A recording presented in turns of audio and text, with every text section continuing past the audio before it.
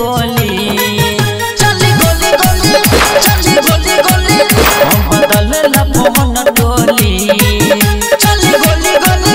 चली गोली गोली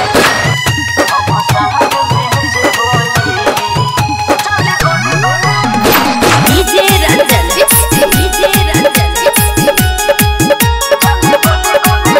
अरे ट्रैक्टर पर कवनो न बैठी कहै छियो हम बात विशेष ऑपरेटर टोनी बढ़ाओ साउंड के अपना वॉल्यूम में